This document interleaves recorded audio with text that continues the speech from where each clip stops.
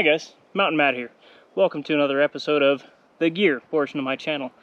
Today I'd like to go over my fire kit real quick.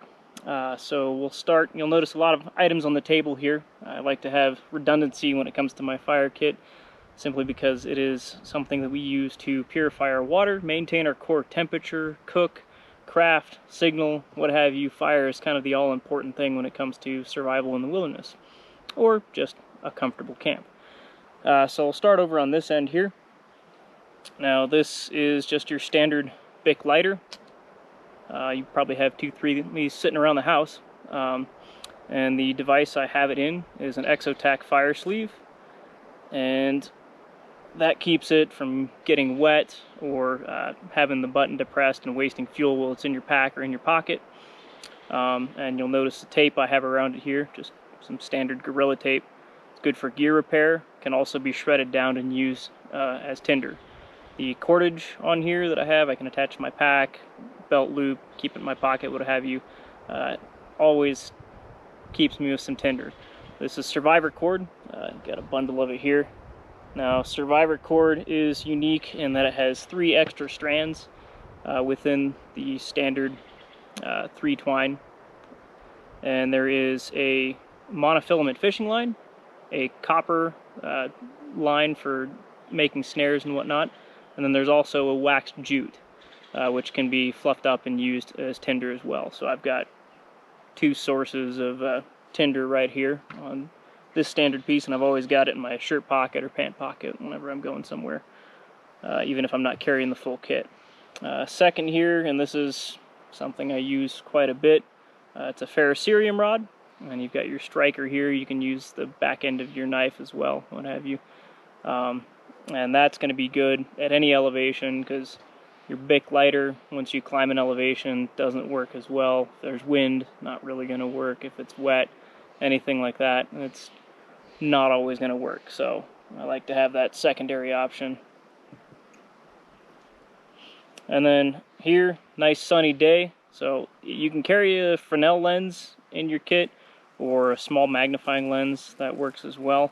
I always have my compass on me, and my compass has a little magnifying lens right here, which can be used for starting char cloth or dry leaves, dry tinder, anything like that. So I consider that a part of my fire kit here. I've also got some Ucco windproof matches. So open that up, and I've got some standard like MRE matches in there as well, just so I don't have to use these all the time if I can avoid it. And then there's also some cotton tinder right there in the cap, and an extra striker tab as well.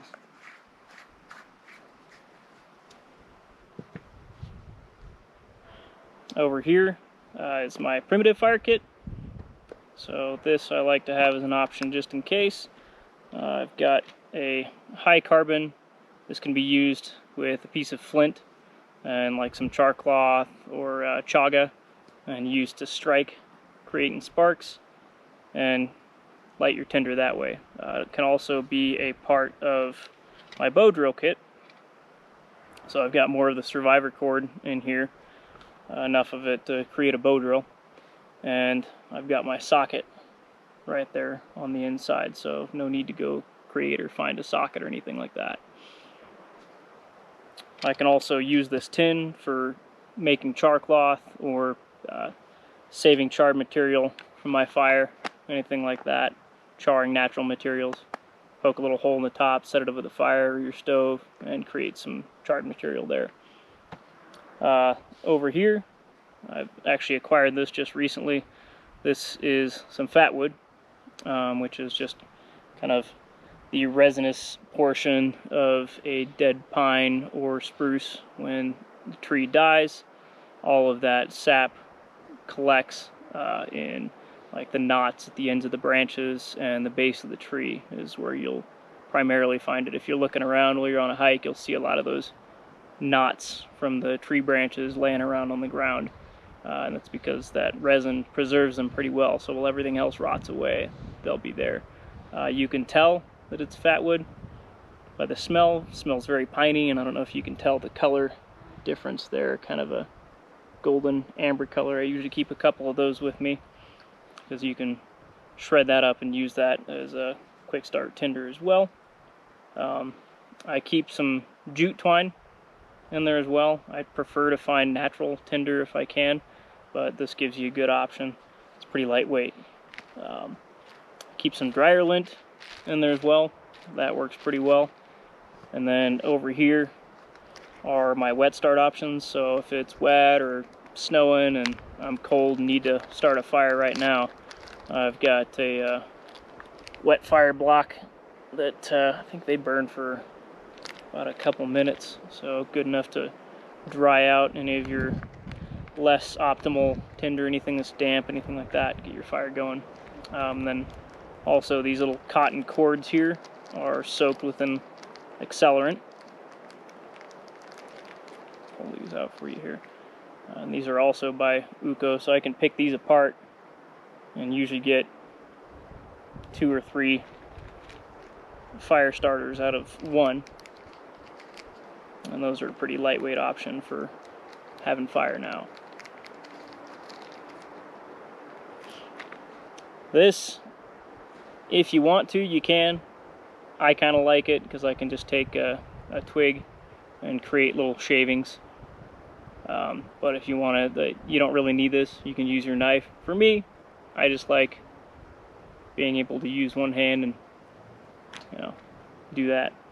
So you can put a pencil sharpener in there if you like. Another option that I have that a lot of people don't carry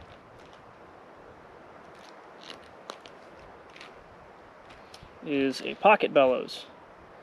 Now this kind of keeps your face out of your tinder bundle there, and you can take, and it's just kind of a long hollow extendable tube, and you can blow directly on the ember, or if your fire is kind of dying down and you need to get some air focused under the logs, you can just direct this right underneath there. Kind of saves your breath and keeps you from like fanning it. A little bit easier to get your fire going.